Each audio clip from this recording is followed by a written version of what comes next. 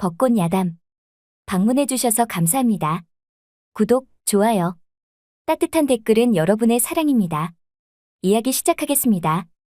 옛날 한양 끝자락에 찢어지게 가난한 13세 홍도는 홀아버지를 모시고 살고 있었습니다.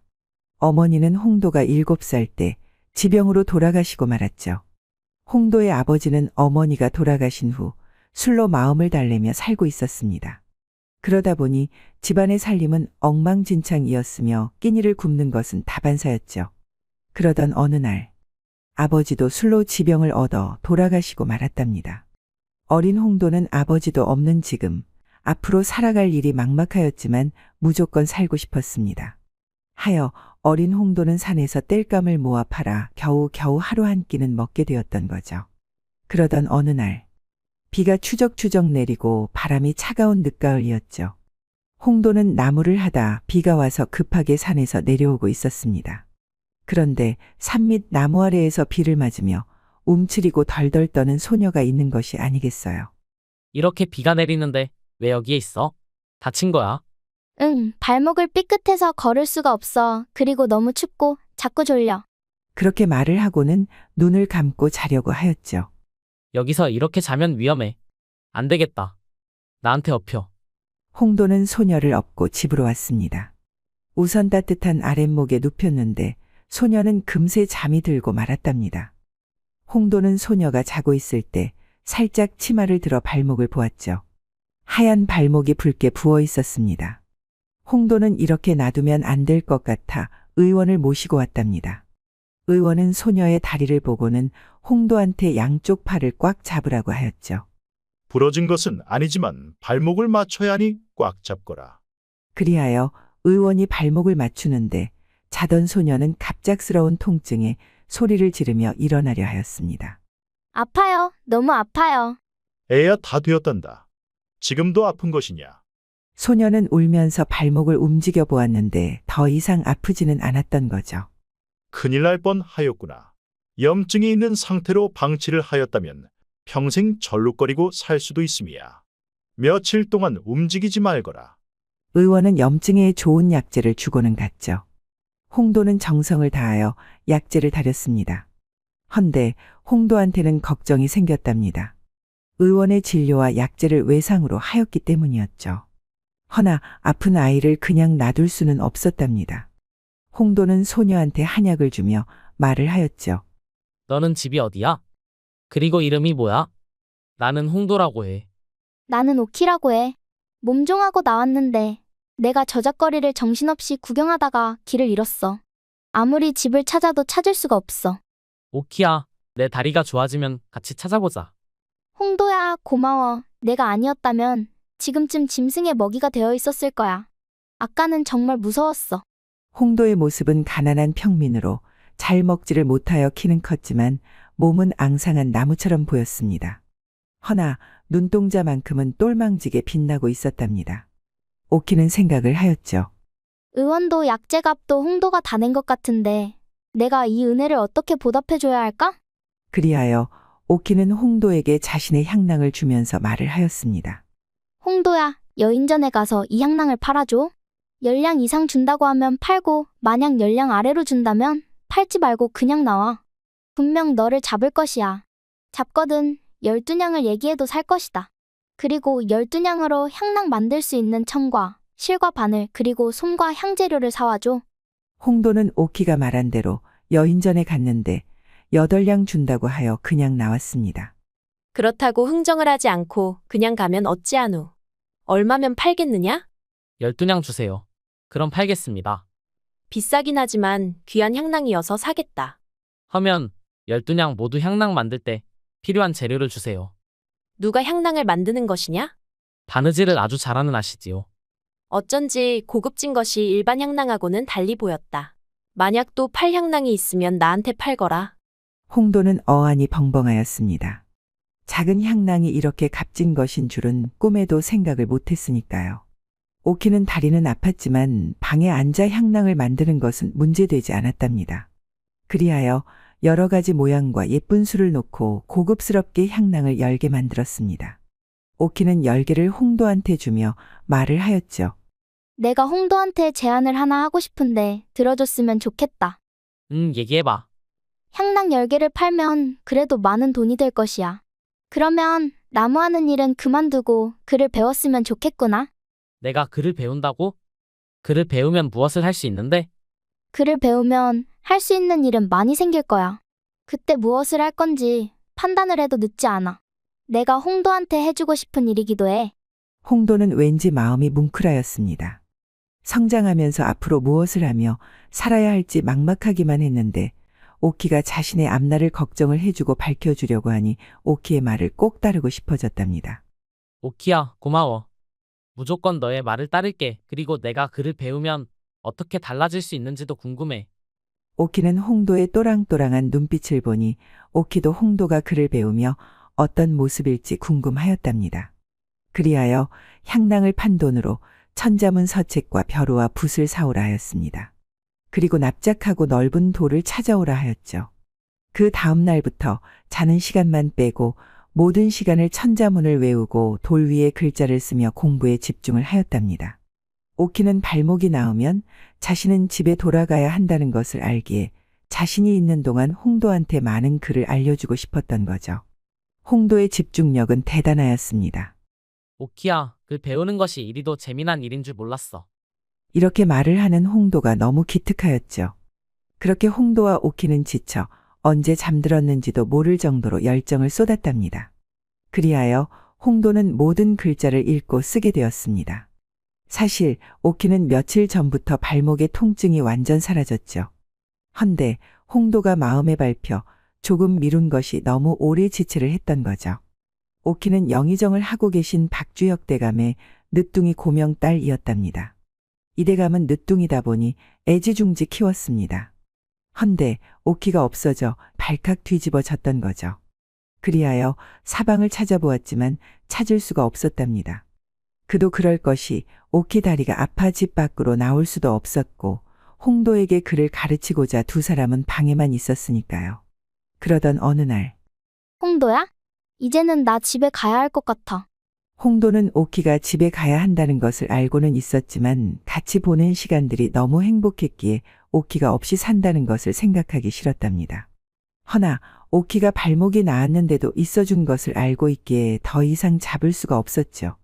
또한 오키는 사실집을 알고 있었습니다.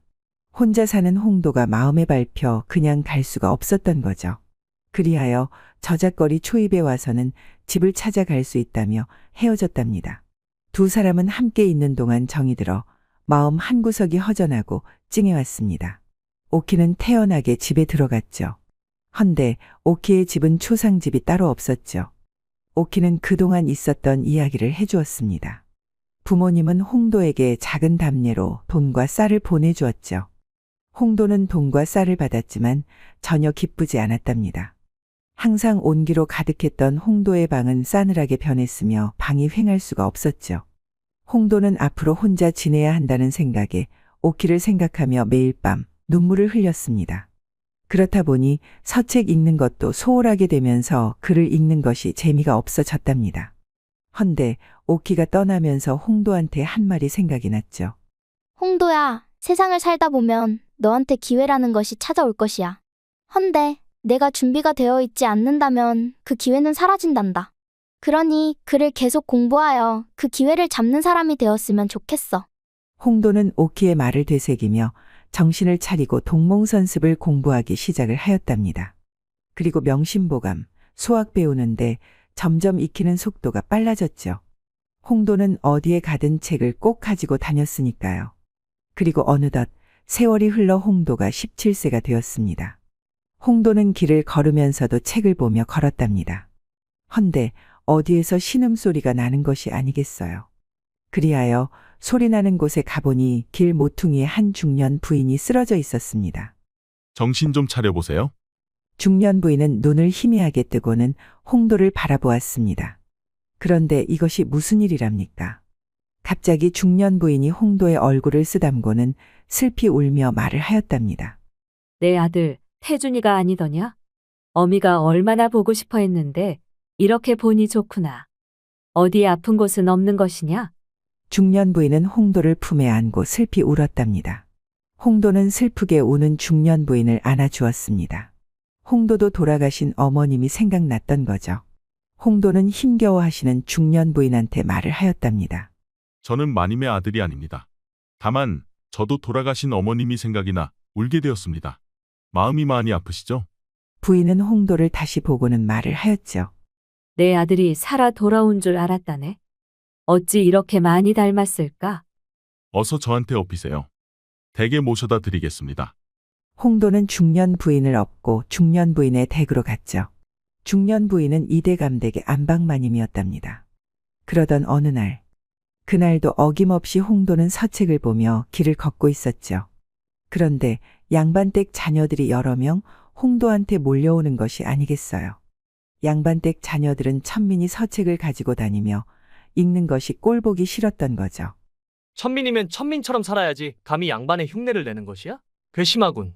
송충이는 솔잎을 먹고 살아야 한다는 것을 배우지 못한 모양이군. 우리가 자세하게 알려줘야겠다.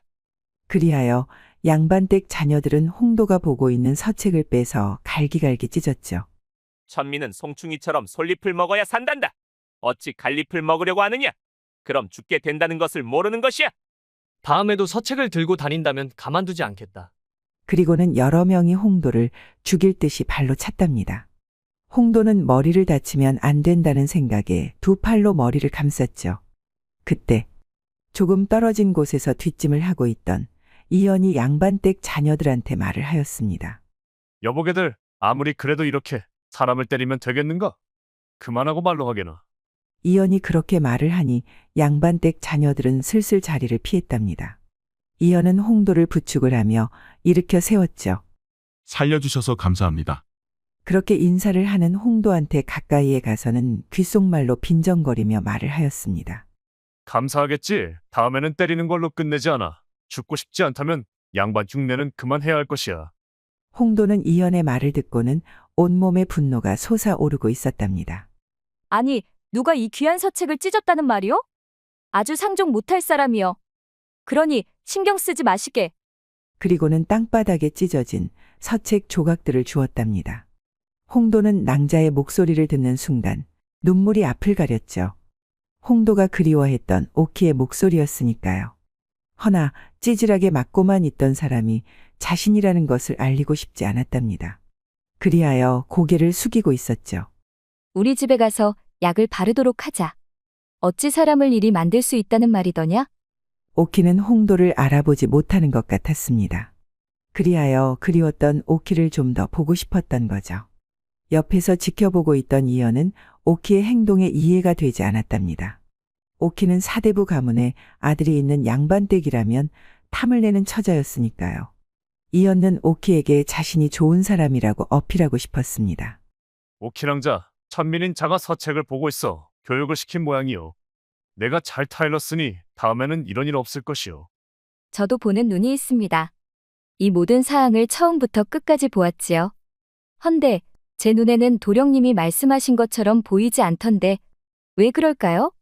이연은 자신의 속을 오키한테 다 들킨 것 같아 심기가 불편하였습니다. 오키는 홍도를 데리고 집으로 갔죠. 그리고는 약을 발라주며 말을 하였답니다. 홍도야, 오랜만이야? 내가 얼마나 너를 생각했는지 알아? 홍도는 깜짝 놀라 도망치려 한 발짝 떼었는데 뒤에서 자신의 옷자락을 오키가 잡는 것이 아니겠어요. 홍도야, 난 하루도 너를 잊은 적이 없었어. 오키야, 나도 내가 보고 싶었어. 그런데 이런 모습을 너한테 들키고 싶지 않았어. 바보구나.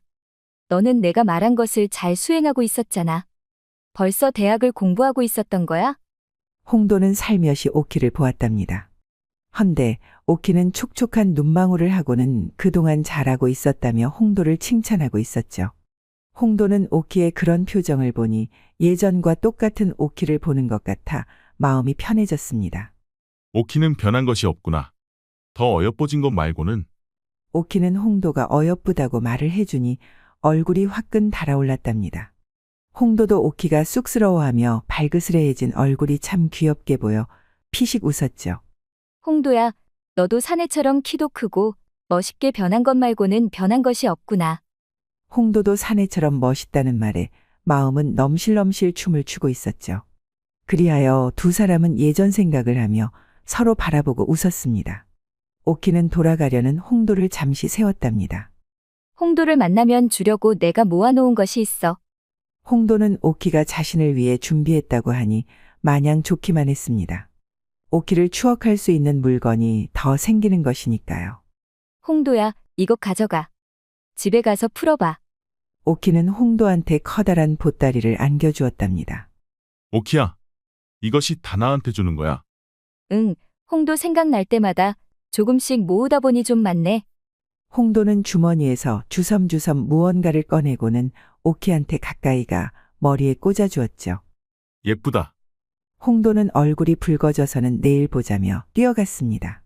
오키는 홍도가 머리꽂이를 꽂아주는데 가슴이 너무 빠르게 뛰어 숨을 제대로 쉴 수가 없었죠. 오키는 방에 들어가 거울을 비춰보았습니다. 보리 복숭아처럼 붉은 것이 머리꽂이와 잘 어울렸답니다. 어쩜 이리도 고운 것이야? 한편 홍도는 방에 들어가 오키가 자신을 생각하며 준비한 것들을 꺼내보았답니다. 보따리 안에는 홍도가 비싸서 사지 못한 귀한 책들이 있었으며 천리안 벼로, 붓, 귀한 종이 그리고 향낭이 있었습니다. 이 향낭은 오키가 직접 만든 것이구나. 향이 너무 좋다. 홍도는 향낭을 손에 넣고는 어여쁘게 변한 오키를 생각하였죠. 헌데 홍도의 마음은 마냥 기쁘지는 않았답니다. 오를 수 없는 나무였으니까요. 그때 마당에서 홍도를 부르는 사람이 있었습니다. 누구세요? 이영주 대감님이 홍도를 데리고 오라고 하셨네? 높으신 분이 저를 무슨 일로요? 나도 잘 모르네. 가보면 알지 않겠나? 홍도는 잔뜩 긴장을 하고 이대감댁 방으로 들어갔답니다. 어서 오거라. 여기 앉거라. 홍도는 넙죽 절을 하고는 고개를 푹 숙이고 있었죠. 고개를 들고 편안하게 있거라. 내가 지금 공부하는 것이 무엇이더냐? 홍도는 잔뜩 긴장을 하며 말을 하였습니다. 대학입니다. 너는 천민이 아니더냐? 어찌 서책을 읽을 생각을 하였느냐? 서책을 읽고 공부를 한다면 천민인 저한테도 기회가 온다는 얘기를 누군가 해주었습니다. 오라, 그래서 서책을 공부한 것이구나. 이대감은 탁자를 탁 치며 껄껄껄 화통하게 웃었답니다. 그래, 홍도야. 너한테 기회가 온다면 잡을 생각은 있는 것이냐? 미천한 제가 마음껏 공부를 하여 쓸모가 있는 사람이 되어보고는 싶습니다. 너의 생각이 그렇게 확고하다면 내가 기회를 주려 한다. 나의 아들이 되어보거라. 네, 아들이요. 이대감은 영의정을 지냈으며 지금은 조정에서 물러나 있지만 아직도 이대감의 입김은 조정에 깊게 영향을 주고 있었답니다. 헌데 이대감은 아들을 지병으로 일찍 잃어 대를 이을 아들이 없었던 거죠. 또한 부인은 아들을 잃은 슬픔에 매일 밤 울다 지쳐 겨우 잠을 잤습니다. 어느 날 이대감은 부인과 함께 길을 걸어가고 있었죠. 저 멀리서 한 사내가 맡고 있는 것이 아니겠어요.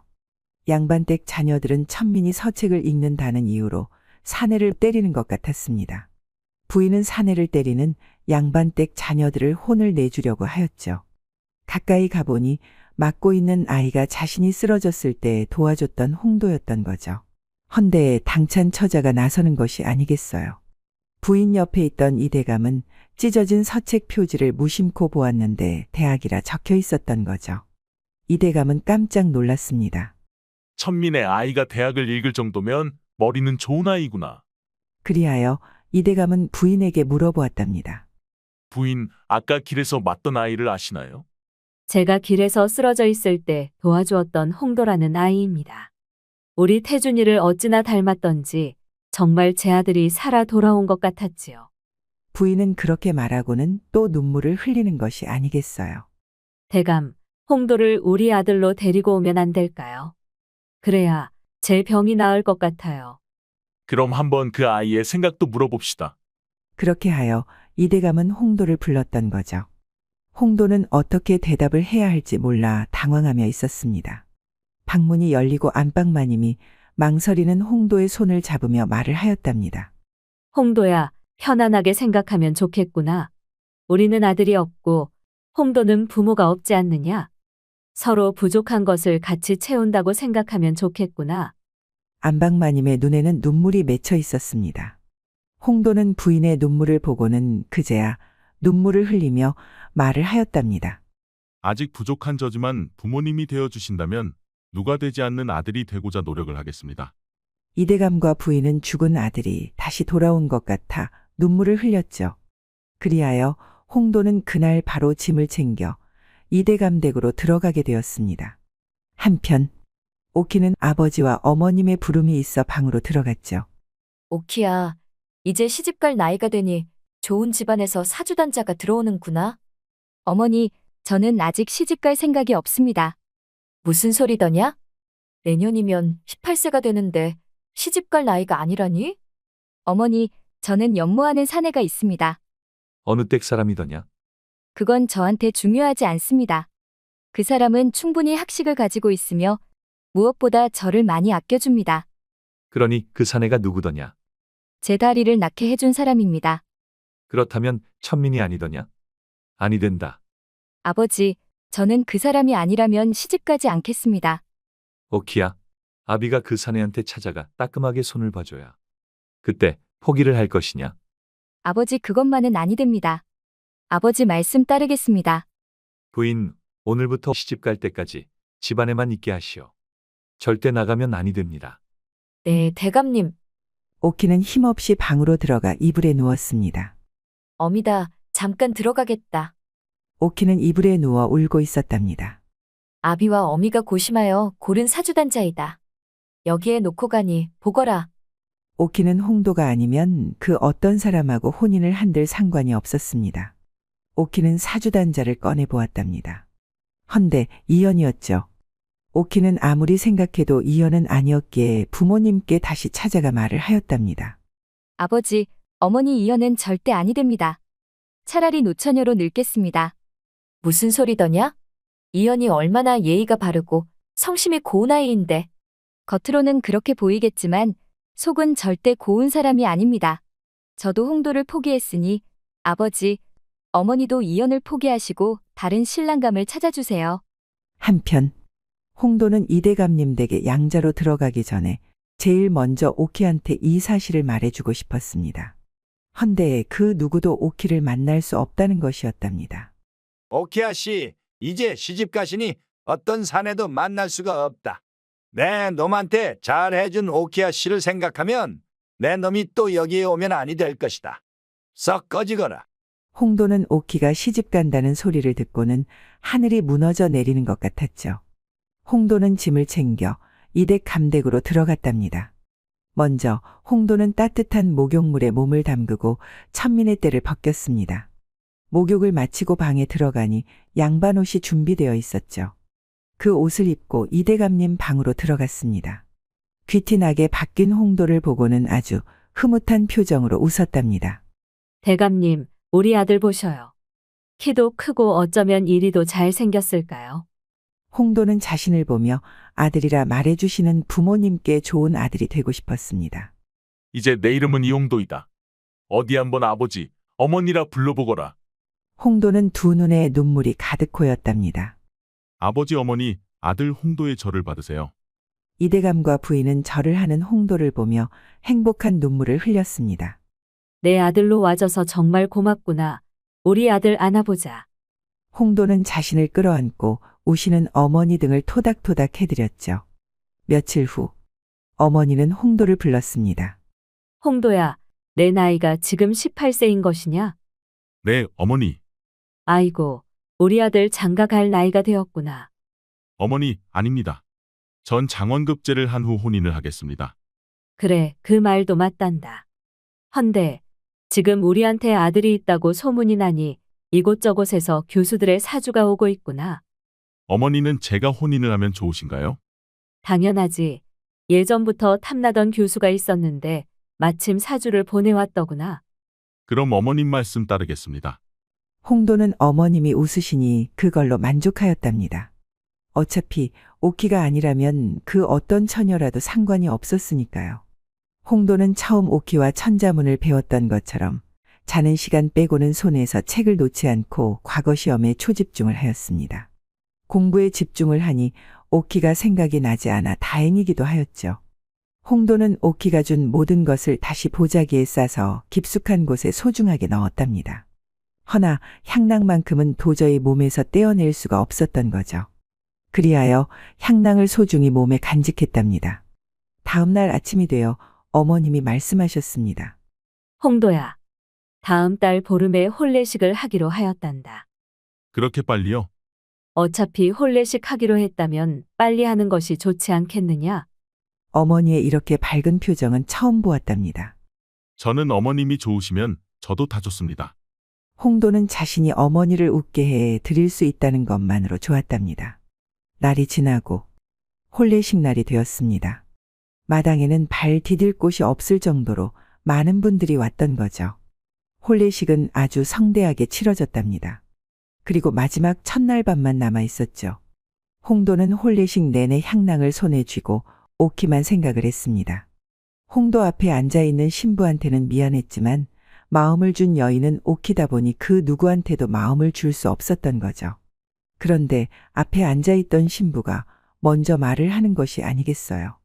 혹시 향낭을 어디에서 구하셨나요? 홍도는 순간 뜨끔하였답니다. 홍도는 사실대로 말을 할 수가 없었죠. 부인 왜 그런 걸 물어보시는 건가요? 제가 알고 있는 향입니다. 그 향이 특별하여 쉽게 구할 수 없는 향이지요. 그런데 두 사람은 대화를 하면서도 목소리가 너무 익숙하다는 생각이 들었답니다. 그리하여 동시에 서로의 얼굴을 보았죠. 그런데 이것이 무슨 일이랍니까? 홍도야? 내가 여기에 있는 것이야? 오키, 너야말로 여기에 있는 것이야? 너 시집 간다고 했는데. 오키는 아주 조용하게 말을 하였습니다. 사방의 창호지를 뚫고 첫날 밤을 보겠다는 귀와 눈이 많았기 때문이었죠. 홍도야? 혹시 신부, 신랑이 바뀐 것이 아닐까? 그런 건가? 오키는 순간 눈을 초롱초롱하게 뜨고는 말을 하였습니다.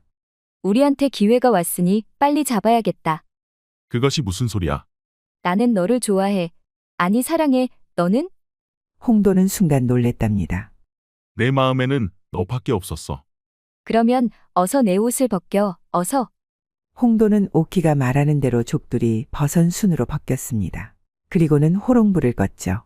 신부 신랑이 바뀌었다고 해도 물릴 수 없기에 이제는 급한 마음 내려놓고 서로를 그리워했던 만큼 깊게 안았습니다. 그리하여 첫날 밤도 무사히 지나갔죠. 서방님, 이제 서방님의 실력을 보여줄 때입니다. 불철주야 열공하는 모습을요. 부인을 위하여 이 한 몸 바쳐 장원급제를 하겠습니다. 볶는지 고소한 냄새가 끊이지 않았습니다. 오키는 홍도가 과거 시험에 열공할 수 있도록 내조를 하였답니다. 그리하여 과거 시험장에 오키도 쫓아갔죠. 홍도가 과거 시험 보는 내내 뒤에서 기도를 하였습니다. 지금부터 발표를 하겠습니다. 장원급제 이홍도, 앞으로 나오시지요. 그리하여 홍도는 어사화를 쓰고 말을 타고 행진을 하였으며 바로 뒤에 오키가 꽃가마를 타고 따라가고 있었답니다. 그 모습은 아주 진귀한 풍경이었죠. 그날은 떠들썩한 고을 잔치가 되었죠. 박대감과 이대감은 대청마루의 자리를 잡고 담소를 나눴습니다. 그런데 오키한테 신랑이 홍도라고 말을 해주지 않았습니까? 깜짝 선물을 주고 싶었답니다. 아이고, 짓궂으십니다. 홍도와 오키는 부모님들의 깜짝 선물로 행복하게 오래오래 살았다는 벚꽃 야담 이야기였습니다. 끝까지 시청해주셔서 감사합니다. 구독, 좋아요, 알림 설정 꾹 눌러주세요. 이 영상을 보시는 모든 분들이 벚꽃 야담과 좋은 인연을 맺어 항상 행복이 가득하셨으면 좋겠습니다. 오늘도 행복한 하루 보내세요.